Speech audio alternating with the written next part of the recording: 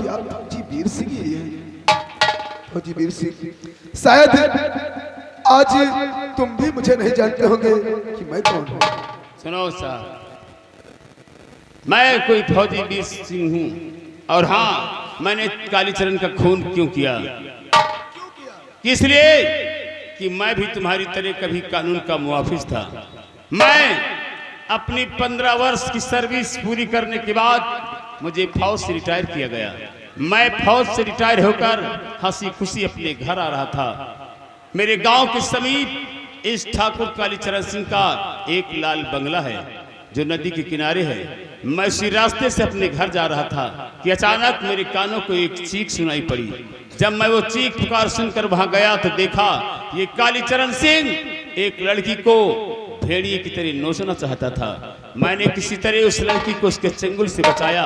उसके बाद मैं अपने घर आया। हम और हमारी पत्नी खुशियां में डूब गए और हम सब सो रहे थे। हमारे सोते समय कालीचरण अपने लठैतों के साथ हमारे मकान आया। हम पति और पत्नी को खंबे से बंधवाकर, जानते हो क्या किया इंस्पेक्टर साहब? उस कालीचरण ने हम दोनों की नजरों के सामने हमारी मासूम बेटी की अस्मत लूट लिया।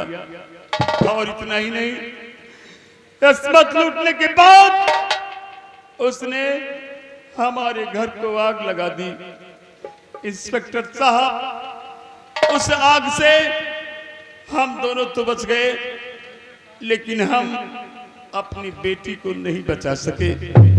और तभी से हम दोनों एक दूसरे से अलग हो गए और अलग अलग जाकर ये प्रतिज्ञा कर बैठे कि जब तक कालीचरण सिंह का नाम निशान इस दुनिया से नहीं मिटा दूंगा, तब तक मैं चैन से नहीं बैठूंगा।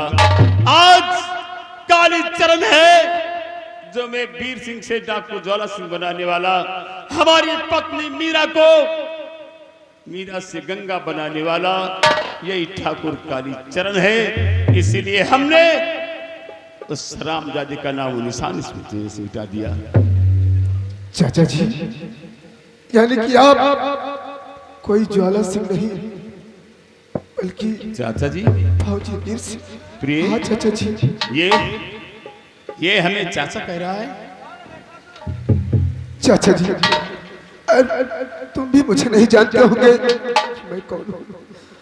मैं शायद मेरी माँ का नाम गोमती है।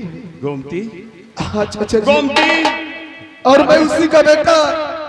मुझे लोग साजन के नाम से जानते हैं। मतलब? जिस वक्त मुझे पहली पोस्टिंग रायपुर में लगी, मेरी माँ मुझसे बता रही थी कि तुम्हारे पिताजी के दोस्त फौजी वीर सिंह वही गांव में रहते हैं।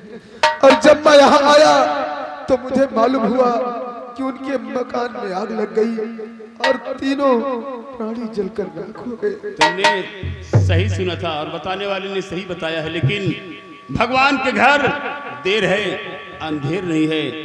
मारने वाले से बचाने वाले का घर बहुत बड़ा होता है। मैंने बता दिया ना कि हम दोनों उस आग से बच गए, लेकिन हम अपनी बेटी को न बचा सके। चाचा जी, आज मेरा प्रतिशोध, मेरी प्रतिज्ञा पूरी हो गई। आज मैं खुद अपने आप को कानून के हवाले करता हूँ। तो तुम गोमती भाभी के बेटे हो। हाँ, मेरे दोस्त जसवंत सिंह के बेटे हो। तुम्हारे पिता मेरे साथ फौज में नौकरी करते थे, लेकिन एक लड़ाई में वो वीर गति को प्राप्त हो गए, उनका अंत हो गया।